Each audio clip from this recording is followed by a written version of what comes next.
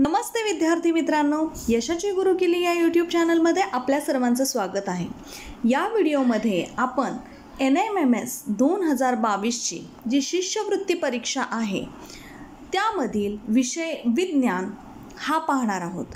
या विषय विज्ञानामधील आपण प्रथम सगळे जे जीवशास्त्र म्हणजे बायोलॉजीचे जे व्हिडिओ आहेत ते पाहणार आहोत, कारण विज्ञानाला एकूण 35 मार्क असतात। विज्ञानाचा जो पेपर आहे तो एकूण 35 मार्क्सचा असतो। त्यापैकी बायोलॉजी किंवा जीवशास्त्रामधले 12 ते 13 मार्काचे प्रश्न विचारले जातात, परीक्षेमध्ये विचारले जातात। त्यातील पहिला टॉपिक आपण पाहणार आहोत सजीवसृष्टी व सूक्ष्मजीवांचे वर्गीकरण। या पाठामधील आपण महत्त्वाचा भाग आणि काही जे MCQs आहेत किंवा जे प्रश्न आहेत ते पाहणार आहोत। यातील जो महत्त्वाचा भाग मी एक्सप्लेन करणार आहे त्याचे महत्त्वाचे पॉईंट तुम्ही व्हिडिओ चालू असताना एकतर स्क्रीनशॉट मारा आणि किंवा व्हिडिओ पॉज करून तुम्ही लिहू शकता, त्याच्या नोट्स काढून ठेवा। कारण की जेव्हा तुम्ही NMMSचा अभ्यास कराल त्यावेळेस तुम्हाला रिव्हिजन करणं गरजेचं आहे आणि ही रिव्हिजन करण्यासाठी तुम्ही अख्खं विज्ञानाचं पुस्तक वाचत बसला तर ती रिव्हिजन जास्तीत जास्त वेळा होणार नाही। त्यासाठी शॉर्टमध्ये विज्ञानाच्या नोट्स ज्या आहेत, मी महत्त्वाचे जे टॉपिक सांगणार आहेत, पॉईंट सांगणार आहेत, ते ज्या व्हिडिओमध्ये जे पॉईंट सांगणार आहे ते लगेच लिहून घ्या। तसेच मी जे प्रश्न घेणार आहे त्या प्रश्नाला एकूण 4 पर्याय असतात, हे तुम्हाला माहिती आहे। त्यातील एक पर्याय बरोबर असतो, तो एक पर्यायच फक्त मी न सांगता इतर राहिलेले 3 जे पर्याय आहेत ते कोणत्या प्रश्नाचे उत्तरं आहेत ते देखील आपण पाहणार आहोत। तुम्ही देखील कोणताही प्रश्न पाहताना त्याचे इतर 3 पर्याय जे आहेत त्याचा विचार करून ठेवत जा, म्हणजे तो प्रश्न नाही विचारला परीक्षेमध्ये, त्याच्या सोडून इतर जे 3 पर्याय आहेत त्याच्याशी रिलेटेड प्रश्न विचारला तरी तुम्हाला तो लिहिता येईल। चला तर मग वेळ न वाया घालवता आपण व्हिडिओला प्रत्यक्ष सुरुवात करूयात।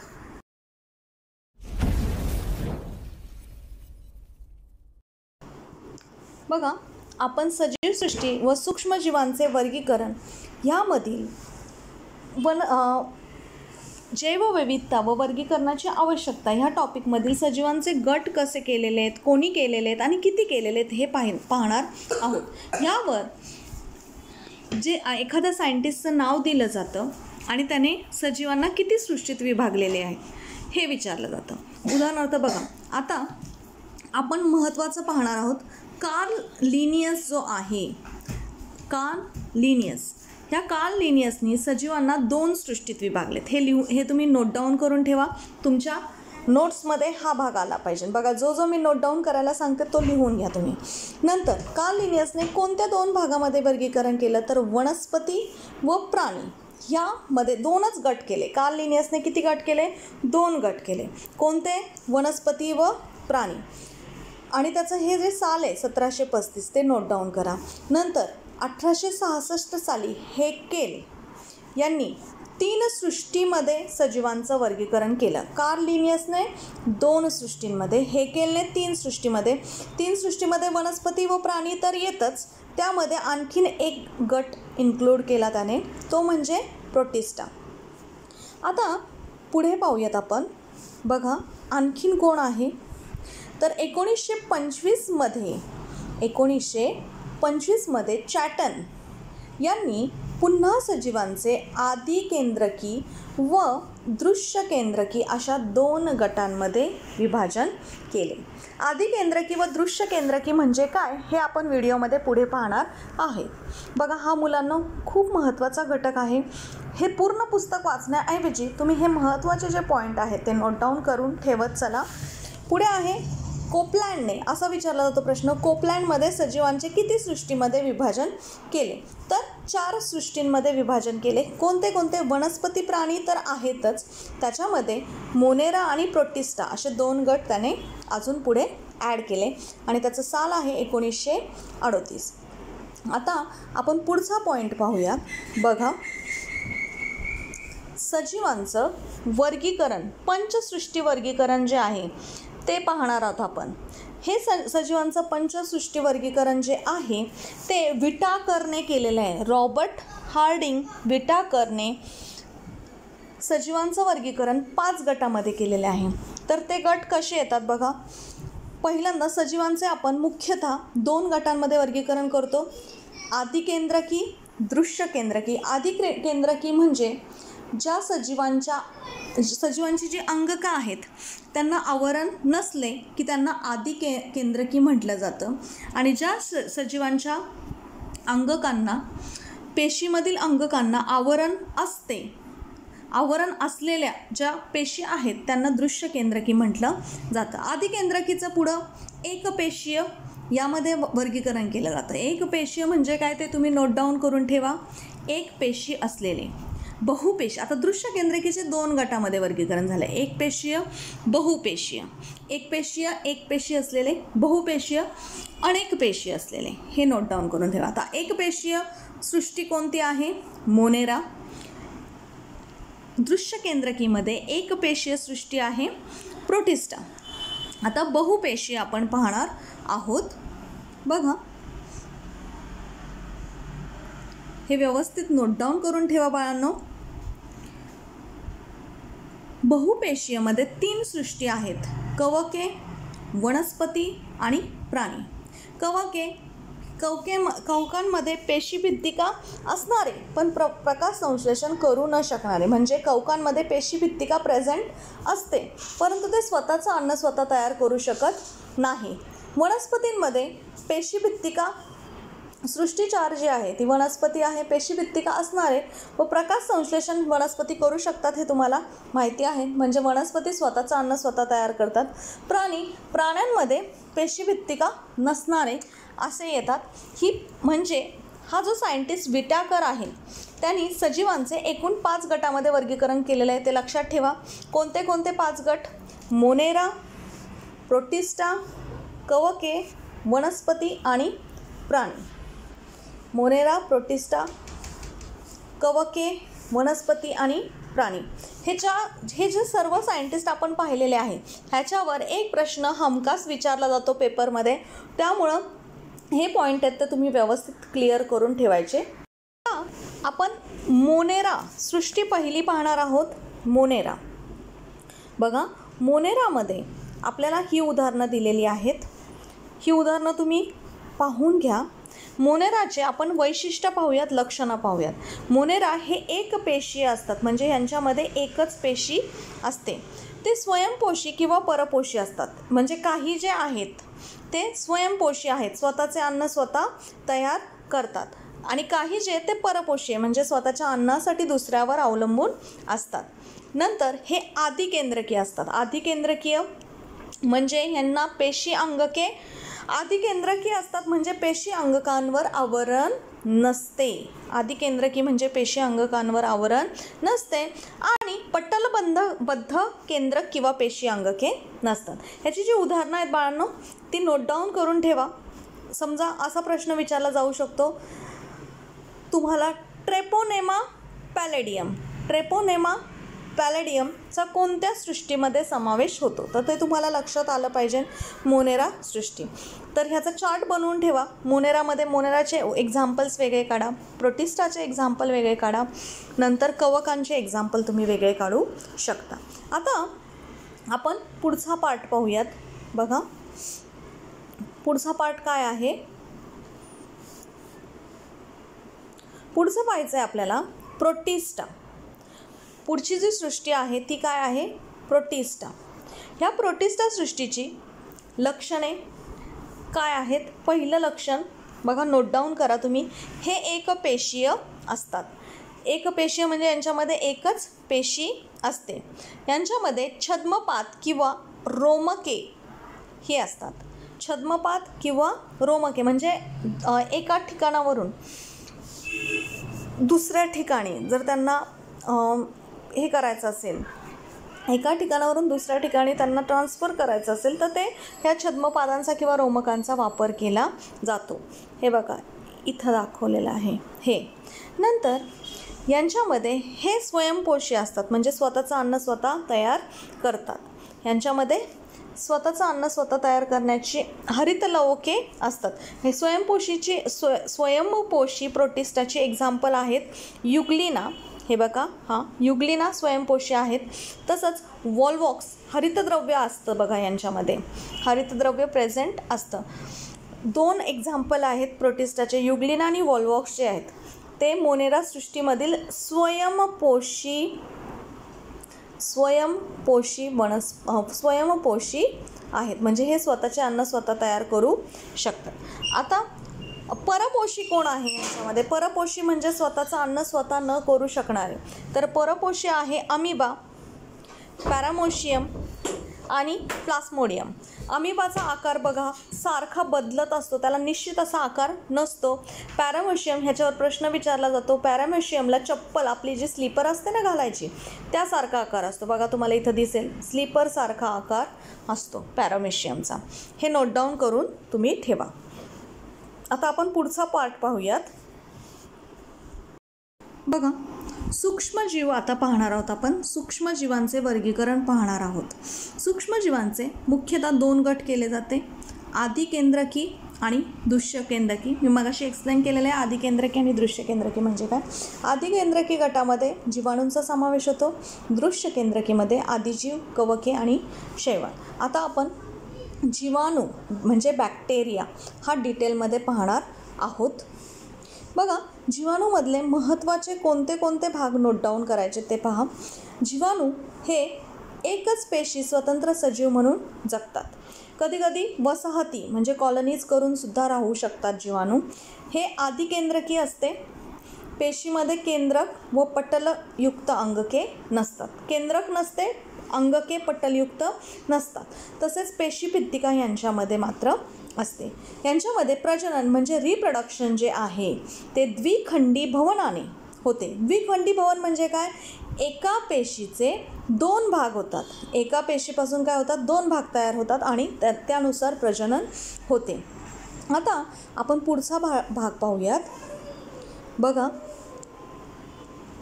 अनुकूल परिस्थितीमध्ये जीवाणूंची वाढ जी आहे ती प्रचंड वेगाने होतात. 20 मिनिटामध्ये त्यांची संख्या जी आहे ती दुप्पट होते. हा पॉईंट नोट डाऊन करून ठेवा.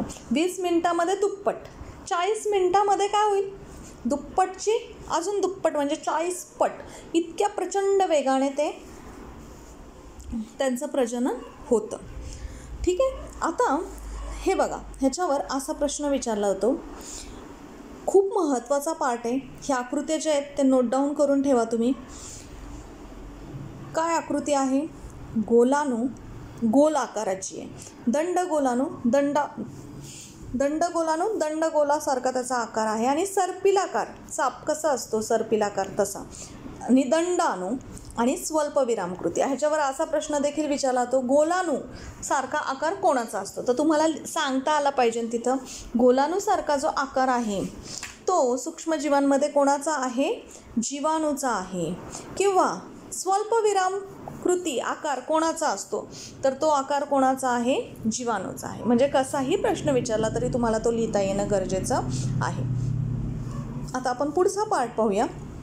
दुसरं पाहणार आहोत आदिजीव. यामध्ये आदिजीवला इंग्लिशमध्ये म्हटलं जातं प्रोटोझोआन. यांचा आकार साधारण 200 मायक्रोमीटर असतो. हे कुठे कुठे आढळतात आदिजीव? माती, गोडेपाणी आणि समुद्रामध्ये आढळतात. तसेच काही सजीवांच्या शरीरामध्ये राहतात आणि ज्या सजीवांच्या शरीरामध्ये राहतात त्यांच्यासाठी रोगास कारणीभूत ठरतात. हे दृश्यकेंद्रकी पेशी असतात, एकपेशीय सजीव असतात. हा नोट डाऊन करा. प्रोटोझोआंच्या पेशी रचना, हालचालीचे अवयव आणि पोषण पद्धती यांमध्ये विविधता आढळते. म्हणजे सगळ्यांची पेशी रचना, अवयव, पोषण पद्धती ही सारखी नसते. यांचं प्रजनन बघा, द्विखंडन पद्धती, मगाशी मी सांगितल्याप्रमाणे एकाचे 2 भाग होतात आणि प्रजनन होते. आता ह्याचे एक्झाम्पल्स नोट डाऊन करून घ्या. अमिबा, पॅरामोशियम. अमिबा आणि पॅरामोशियम गढूळ पाण्यामध्ये आढळतात. म्हणूनच बघा आपल्याला घरी येताना सांगितलं जातं की बाहेरून आलं की पाय धुतले पाहिजे. कारण की आपण कोणत्याही पाण्यात वगैरे आपले जर पाय गेले तर त्या पायाबरोबर आपले अमिबा, पॅरामोशियम असे जे डोळ्यांना न दिसणारे आहेत ते आदिजीव आपल्या पायांवर येऊ शकतात. म्हणून हे स्वच्छता करणे गरजेचे असते. बघा, अमांश होण्यास कारणीभूत एंटामिबा किंवा हिस्टोलिका असतो. हे विचारलं जातो, असा प्रश्न विचारला जाईल. एंटामिबा हिस्टोलिका कशासाठी कारणीभूत आहे? त्याला 4 पर्याय देतील. तर तुम्हाला लक्षात ठेवायचे अमांश किंवा अमांश होण्यास कोण कारणीभूत आहे, त्याला 4 पर्याय देतील. तर तिथं काय लिहिणार तुम्ही? एंटामिबा हिस्टोलिका. प्लाझ्मोडियम वायवॅक्स ह्याचंही तसंच मलेरियासाठी कारणीभूत असतो. हे अतिशय महत्त्वाचे आहेत हे दोन्ही पॉईंट. हे नोट डाऊन करून ठेवा. याचा स्क्रीनशॉट मारा आणि नंतर तुम्ही स्क्रीनशॉट मारल्यावर त्याच्या नोट्स तुम्ही लिहू शकता. आता आपण पुढचा पार्ट पाहूयात. बघा, आता आपण पाहणार आहोत कवके. ह्यांच्यामधला नोट डाऊन करून ठेवायचा भाग कोणता आहे? कवके यांचा आकार जो आहे तो आहे 10 मायक्रोमीटर ते 100 मायक्रोमीटर. आता ही कवके कुठे आढळतात? वनस्पती व प्राण्यांची शरीरे, कार्बनी पदार्थ आणि कुजणारे जे पदार्थ आहेत त्यांच्यामध्ये हे कवके आढळतात. हे नोट डाऊन करून ठेवा. दृश्य केंद्रकीय एकपेशीय हे काय आहेत? दृश्य केंद्रकीय एकपेशीय सजीव आहेत. काही कवके आपल्याला डोळ्यांनी दिसतात. जे जे पार्ट मी अंडरलाईन करते ते तुम्ही त्याच्या नोट्स बनवून ठेवा. शॉर्ट नोट्स बनवा बाळांनो, की जेणेकरून रिव्हिजन करायला तुम्हाला खूप सोपं जाईल. ही कवके मृतोपजीवी असून कार्बनी पदार्थांपासून अन्न शोषण करतात. मृतोपजीवी म्हणजे काय? मृतोपजीवी ह्या शब्दाचा अर्थ समजून घ्या. मृतोपजीवी म्हणजे ज्या मेलेले वनस्पती किंवा मेलेले प्राणी आहेत त्यांच्या शरीरावर ही कवके अवलंबून असतात. त्यांच्या शरीरातील कार्बनी पदार्थांचं हे शोषण करतात. आता ह्यांचं प्रजनन कोणत्या पद्धतीने होतं? द्विखंडन व मुकुलायन या पद्धतीने आणि लैंगिक पद्धतीने. द्विखंडन आणि मुकुलायन ह्या अलैंगिक पद्धती आहेत आणि लैंगिक पद्धतीने देखील होतं.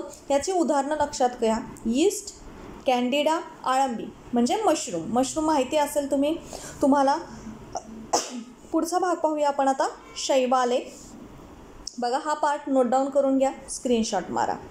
चला आपण पुढच्या प्रकाराकडे वळूयात आता. शैवाले पुढचा भाग पाहायचा आहे आपल्याला. शैवाल वगैरे आलेलं असतं ना बघा, भिंतीवर ओलसर भिंती वगैरे असतात ते शैवाले हे आहेत. शैवालेला इंग्लिशमध्ये म्हणतात अल्गी. हे कुठं वाढतात? मुख्यतः पाण्यात ओलसर ठिकाणी वाढतात. यांचा आकार आहे 10 मायक्रोमीटर ते 100 मायक्रोमीटर.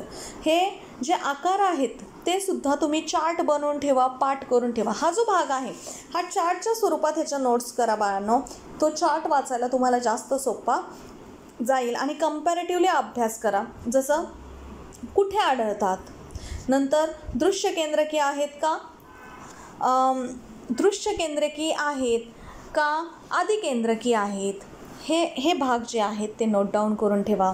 नंतर त्यांचं प्रजनन कसं होतं, स्वयंपोषी आहेत का परपोषी आहेत, ह्या पॉईंटनुसार तुम्ही सगळ्यांचं वाचन करून ठेवा. पुन्हा वाचा भाग, म्हणजे तुमचा अभ्यास जो आहे तो चांगला होईल.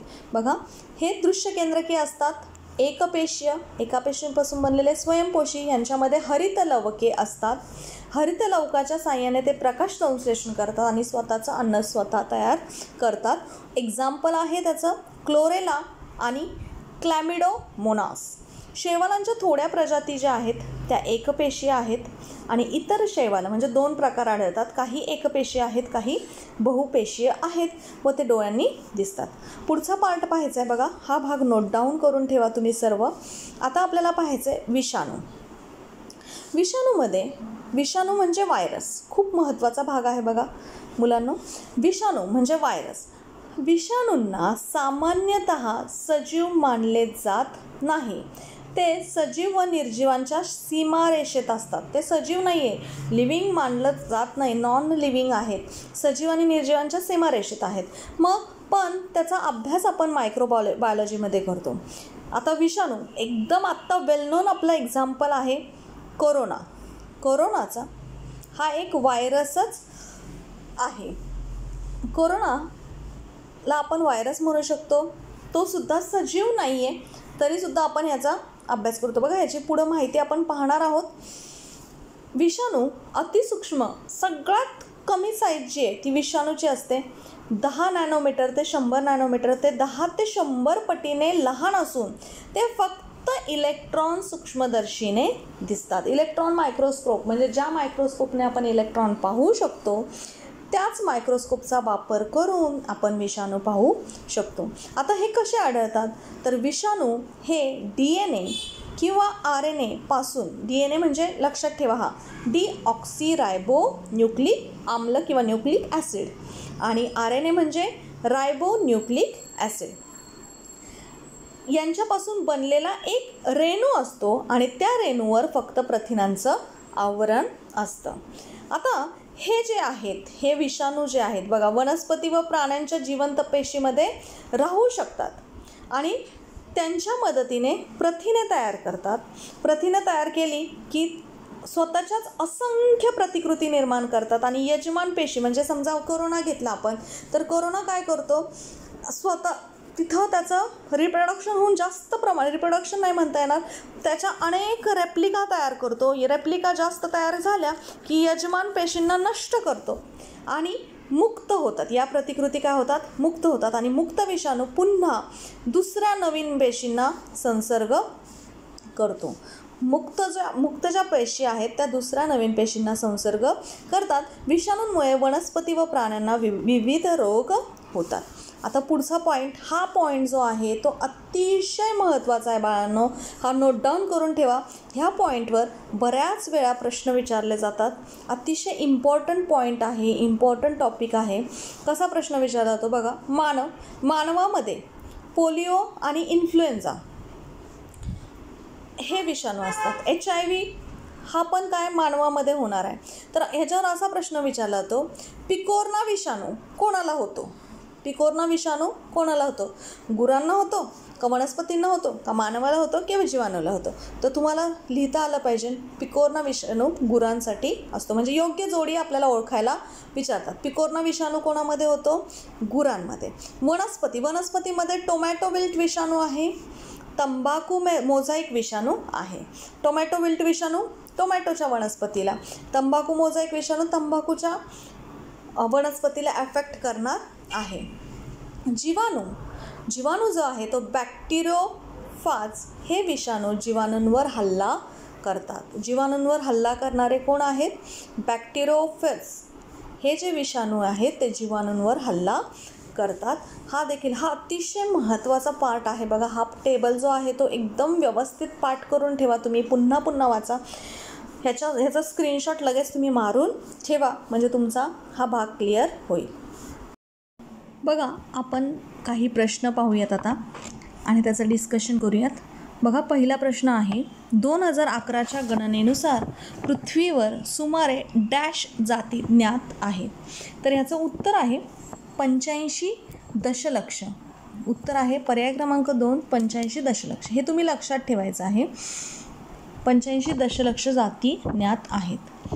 रॉबर्ट हार्डिंग विटाकर यांनी सजीवांची डॅश गटात विभागणी केली. विटाकर यांनी सजीवांची 5 सृष्टीमध्ये विभागणी केलेली आहे. आपण मगाशीच डिस्कस केलं आहे. ह्याच्यावर असाही प्रश्न विचारला जातो बघा, रॉबर्ट हार्डिंगनी 5 सृष्टीमध्ये केलेली आहे. तसंच बाकीचे जे सायंटिस्ट आहे बघा, मी तुम्हाला पहिल्यांदा चार्ट सांगितला होता, तर त्या सायंटिस्टनी कोणत्या गटामध्ये विभागणी केलेली आहे ते तुम्ही नोट डाऊन करून ठेवायचं आहे. कार्ल लिनियस यांनी सृष्टीचं विभाजन जे ते 2 विभाजन केलेलं आहे. नंतर हेकेल यांनी 3 सृष्टी सांगितलेल्या आहेत. हेकेल यांनी किती सृष्टी सांगितलेल्या आहेत? 3. चॅटन यांनी 2 गटामध्ये वर्गीकरण केलं आहे. बघा पुन्हा सांगते, चॅटन यांनी 2 गटामध्ये वर्गीकरण केलं आहे आणि कोपलँड यांनी सजीवांचं 4 गटामध्ये वर्गीकरण केलेलं आहे. म्हणजे हा जरी प्रश्न विचारला नाही तर ह्या इतर जे 4 सायंटिस्ट आहेत त्यांची नावं देतील आणि किती गटामध्ये विभागणी केलेली आहे असा प्रश्न विचारला जाऊ शकतो. तसाही तुम्ही विचार करून ठेवा. आता पुढचा पार्ट पाहूया बघा आपण. डॅश पेशीतील हरित लवकांच्या साहाय्याने प्रकाश संश्लेषण करतात. म्हणजे प्रकाश संश्लेषण कोण करतं ह्यापैकी?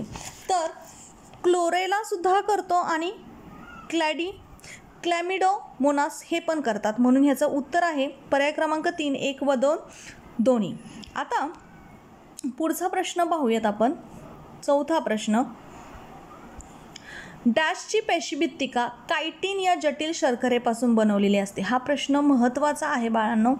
कायटिन या जटिल शर्करेपासून कोणाची पेशीभित्तिका बनलेली असते, हे नोट डाऊन करून ठेवा. कवके, कायटिन या जटिल शर्करेपासून कवकांची पेशीभित्तिका बनवलेली असते. नंतर आळंबी, आळंबी म्हणजे मशरूम, हे डॅश सृष्टीचे उदाहरण आहे. आपण आत्ताच डिस्कस केलं होतं, हे कवके या सृष्टींचे उदाहरण आहे. म्हणजे उदाहरण आणि त्याची सृष्टी कोणती हे तुम्ही सगळ्यांच्या नोट्स व्यवस्थित काढून ठेवा. ठीक आहे. आता पुढचा प्रश्न पाहूया. सूक्ष्मजीवांच्या आकारासंदर्भात खालीलपैकी कोणते प्रमाण अचूक आहे? तर 1 मीटर, इथं थोडंसं प्रिंटिंग मिस्टेक आहे. 1 मीटर बरोबर 10⁶ मायक्रोमीटर हा पर्याय आहे. हा नोट डाऊन करून ठेवा, हे पाठच करून ठेवा. 1 मीटर बरोबर 10⁶ मायक्रोमीटर, म्हणून पर्याय येणार आहे पर्याय क्रमांक 3. आता आपण पुढचा पार्ट पाहूयात. पुढचा प्रश्न पाहूयात. बघा काय आहे तो प्रश्न. डॅशना सामान्यतः सजीव मानले जात नाही. मी मगाशीच डिस्कस केलं आपण, विषाणूंना सामान्यतः सजीव मानले जात नाही. डॅशमुळे अमांश होतो. ह्याचं उत्तर मला कमेंट करून कळवायचे. मगाशी आपण डिस्कस केलेला आहे बघा, हा होमवर्क आहे तुमच्यासाठी. डॅशमुळे अमांश होतो. आणि मलेरिया कशामुळे होतो तो पण प्रश्न आहे, त्याचं उत्तर मला कमेंट करून कळवा. राष्ट्रीय विषाणू संस्था पुणे या संस्थेची स्थापना डॅश साली करण्यात आली. हे लक्षात ठेवायचे तुम्हाला. पर्याय क्रमांक 1 1952 साली. विषाणू म्हणजे डॅशपासून बनलेला लांबलचक रेणू आहे. तो एकतर DNA पासून किंवा RNA पासून बनलेला असतो. DNA आणि RNA दोन्हीपासून नाही बनलेला, फक्त DNA किंवा फक्त RNA पासून सुद्धा बनलेला नसतो. तर DNA किंवा RNA दोन्हींपैकी एकाने बनलेला असतो, म्हणून पर्याय क्रमांक 4. पुढचा प्रश्न पाहूयात. बघा, डॅश हे स्वल्पविराम कृती जीवाणू आहेत. आता ही एक्स्ट्राची माहिती आहे, हे नोट डाऊन करून ठेवायचं. ह्याचं उत्तर आहे विब्रिओ.